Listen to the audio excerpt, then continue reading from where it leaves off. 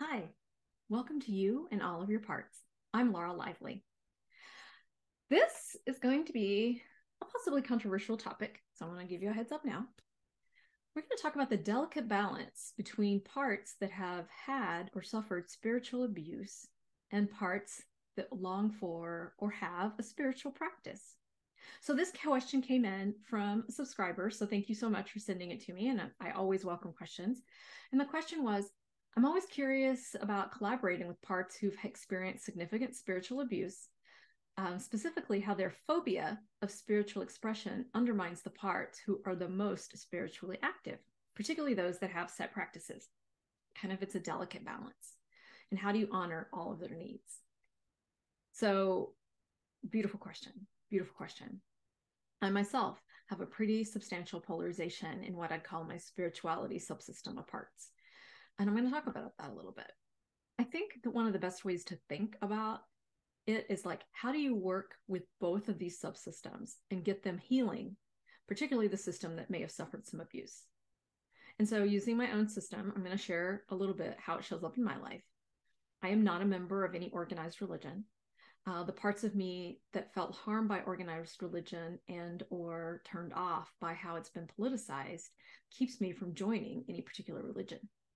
And these parts feel a little bit like Grandpa Walton from the TV show The Waltons. You guys remember, Grandma Walton was always trying to get Grandpa Walton to go to church. And Grandpa Walton's response was nature was his church. And so for my parts, the place that they feel most comfortable in doing anything spiritual is out in nature. However, I also have a part that loves cathedrals.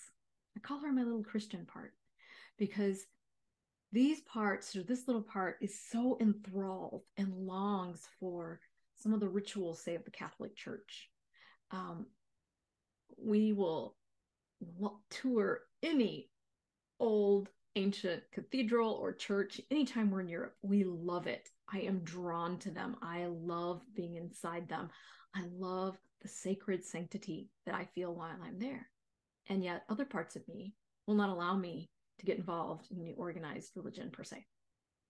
So I have this own polarization in my system. And of course, how do I work with that? So I'm going to deviate for what seems like a moment.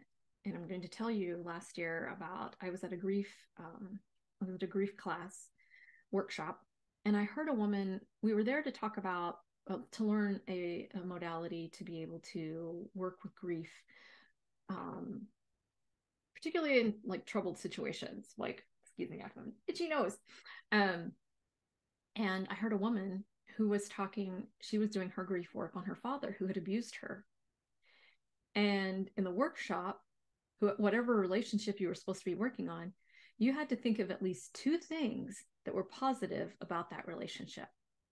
And so somebody questioned, how could this poor woman who had been abused by her father find anything that was positive in that relationship? And the woman said, except for that, he was a great father. And my mind was kind of blown. And I think the minds of several of the participants were blown. And, I was one of those people that thought, how's she supposed to find something positive in her relationship with her father who abused her? And she was like, other than that, he was a good dad. Like, he took care of us. He, he provided for us. He did XYZ for us. And, it never occurred to me until that very moment that someone who had been abused could still love that family member. Never occurred to me. And then I really felt like, like kapang, like Laura, that is the quintessential mark of having parts and parts work, right? Like a part of her, I'll stay with her for a moment. A part of her could see beyond the hurt that her father had caused her and could see all of the ways he was a good father. He provided for her. He took care. He didn't have to, but he did. Now, I'm not going to lie. A part of me was like, yeah, he should have done and more, right? He dang well should have taken care of her. But I see that part. I see that part of me that thinks that. And so, like, it had just never hit me that there could still be parts of somebody who was abused who could end up loving that person anyway. And I know, because I can hear the parts in my head that there's like tons of psychology explanations as to why that may be. But for me, if I consider it from a parts work perspective, it makes complete sense. It makes a lot of sense. I'm sure there were parts of her, and she talked about this. She didn't use the parts work because this was not an IFS modality that I was in. But she said, yeah, part of me hates him for what he did to me. But, there were good things he did as well. And I was like, kapow. And so I would argue that the same is probably true if we've been abused or have situations with spiritual parts of us, right? Somebody was abused, but there are still parts of us that, love, or in my case, long for some sort of spirituality.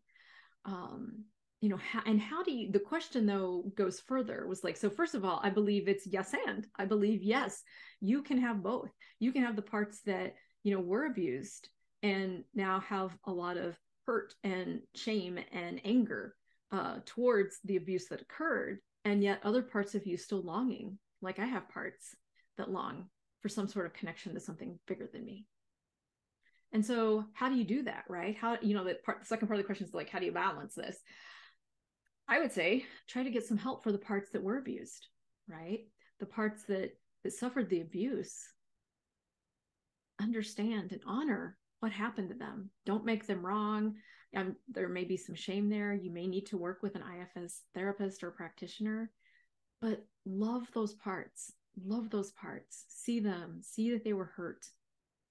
And then, how can you then allow the other parts that want the things to actually give them the space that they need so that they actually get what they need?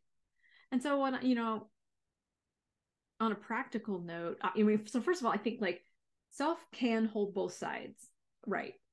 Like self is open and curious about all of its parts. Self energy can see the parts that are hurt and can help to heal them. It can see the parts that long for the thing that these other parts don't like. One of the things I do, from a practical perspective, is the ones is, for my parts that are like, I don't want to do that. If I'm reading a book, let's say I'm reading a book about ancient religions, just because that's actually what I'm doing right now. I am just reading about a bunch of different religions, seeing what works for me and what doesn't. And my parts are getting wound up, like, oh, terrible things happen because blah, blah, blah, blah, blah. It's all done in the name of religion. I'll be like, I hear you. I hear that they're upset about this. I hear that this is scary for you. I promise you, I am not running off and joining a cult. I'm not running off and joining a convent. I am just reading so that I have a better understanding, so that I can look for what does work for me. I promise you, I am not going to go do this thing, whatever it is. I'm not going back into that situation where I was harmed. I promise. So I do what I can to work with and reassure my parts. And, if I need to take this to my IFS therapist, I'll do that because I want to heal them. I don't want them to have to hurt any longer. And the parts that are longing for some sort of spiritual tradition, then, like I said, I draw them to me. I blend them with me when I'm reading, when I am considering and reading a Buddhist text. How does this feel to us? If I'm reading a Christian text, how does this feel to us? As I bring those parts that are questing, are seeking, and I blend with them so that they know I care about their needs too. So hopefully the whole idea with both sets is I want to acknowledge, accept, and appreciate where they both are, right? I want to acknowledge that the parts that are suspicious about organized religion, they're there. Of course they are. They have reason to be. They've got some evidence. We've personally had some things happen. All we have to do is turn on the news and see more things, right? I accept that they feel that way. They have a reason to. I am not trying to make them wrong. I can appreciate their concerns. And I am not planning to do anything extreme. I'm just reading a book about Buddhism right now. It's okay. But I hear you. I hear you. So hopefully that's helpful. As always with IFS and parts work, there's room for yes and. There's room for the parts that have been harmed. And how can I heal them? Because we believe in IFS, they can be healed. There's room for the parts that are questing. How can I hold space for them? How can I give them what they need? And self energy can do that. So I hope this has been helpful. Thanks for joining me today. Be sure to check out in the description for some free resources. And until next time, love to you and all of your parts.